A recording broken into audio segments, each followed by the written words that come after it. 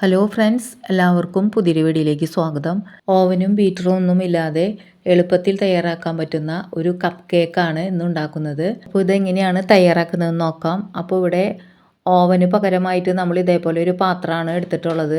5 minute ഇത് medium ഫ്ലെയിമിൽ നമുക്ക് പ്രീ ഹീറ്റ് ചെയ്യാം. ഇനി മിക്സിയുടെ ജാർ എടുക്കാം. അതിലേക്ക് 1/4 കപ്പ് പഞ്ചസാര ചേർത്ത് പൊടിച്ചെടുക്കാം. പൊടിച്ച പഞ്ചസാരയിലേക്ക് ഒരു മുട്ട പൊട്ടിച്ചൊഴിക്കാം. ഒരു മുട്ട ഇവിടെ ഒഴിച്ചിട്ടുണ്ട്. ഇനി ഇത് ഒന്ന് അടിച്ചെടുക്കാം. മുട്ട അടിച്ചതിലേക്ക് 1/2 കപ്പ് മൈദ ചേർത്ത് കൊടുക്കാം. ഇതിലേക്ക് 1/2 ടീസ്പൂൺ ബേക്കിംഗ് പൗഡർ ചേർത്ത് കൊടുക്കാം. 1/4 ടീസ്പൂണിൽ താഴെയായിട്ട് ബേക്കിംഗ് സോഡ ചേർത്ത് കൊടുക്കാം. 2 നുള്ളൊക്കെ ഇട്ടാൽ മതിയാവും. പിന്നെ ഞാനിവിടെ എടുത്തിട്ടുള്ളത് 1/4 കപ്പ് ബട്ടറാണ്. ഇത് വീട്ടിൽ തയ്യാറാക്കിയ ബട്ടറാണ്. അപ്പോൾ അത് റൂം ടെമ്പറേച്ചറിലുള്ള ബട്ടറാണ്. ബട്ടർ ഇല്ലെങ്കിൽ ഓയിൽ ചേർത്ത് കൊടുത്താലും മതി, വെജിറ്റബിൾ ഓയിൽ.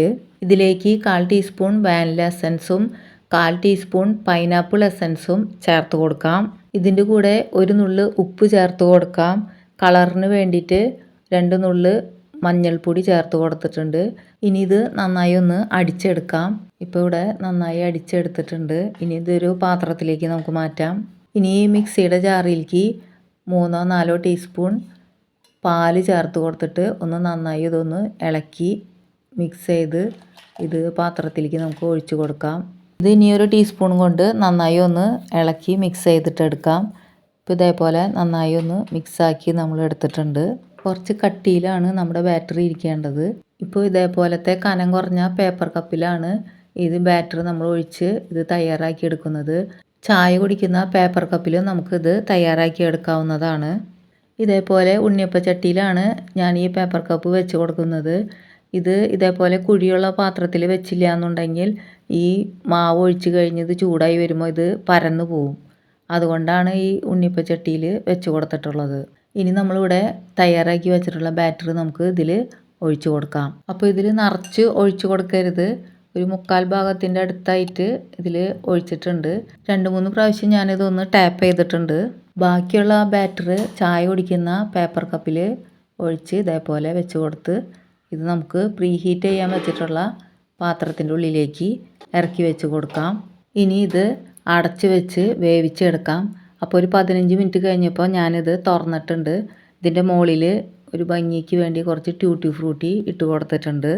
ഏറ്റവും ലോ ഫ്ലെയിമിൽ വയ്ക്കാതെ ലേശം കൂടി കൂട്ടി ഫ്ലെയിം വെച്ചിട്ട് 15 മിനിറ്റ് അടച്ചു വെച്ച് വേവിച്ചതിന് ശേഷമാണ് ട്യൂട്ടി ഫ്രൂട്ടി ഇട്ട് കൊടുത്തിട്ടുള്ളത്. ഇനി ഇത് 10 മിനിറ്റും കൂടി ഞാൻ വേവിച്ചിട്ടുണ്ട്. ഇപ്പോൾ 25 മിനിറ്റായി. ഒരു ടൂത്ത് പിക്ക് വെച്ചിട്ട് കുത്തി നോക്കാം. അപ്പോൾ ഇത് ടൂത്ത് പിക്കിൽ ഒട്ടി പിടിക്കണില്ല. അപ്പോൾ ഇത് വെന്തിട്ടുണ്ട്. ഇനി നമുക്കിത് ഫ്ലെയിമൊക്കെ ഓഫ് ചെയ്ത് ചൂടാറുമ്പോൾ എടുത്ത് പുറത്തേക്ക് വെക്കുന്നുണ്ട്. കൈ പൊള്ളാതെ പ്രത്യേകം ശ്രദ്ധിക്കണം. കേക്ക് ഉണ്ടാക്കിയ എപ്പോഴും ഉണ്ടാക്കണമെന്ന് കഴിക്കാതെ പിറ്റേ ദിവസം എടുക്കുമ്പോഴാണ് കറക്റ്റ് ടേസ്റ്റ് കിട്ടുക. അപ്പോൾ ഞാനിത് പിറ്റേ ദിവസമാണ് എടുത്തിട്ടുള്ളത്. ഇപ്പോൾ കണ്ടോ, എന്ത് നല്ല കേക്കായിട്ടാണ് നമുക്ക് കിട്ടിയിരിക്കുന്നത്.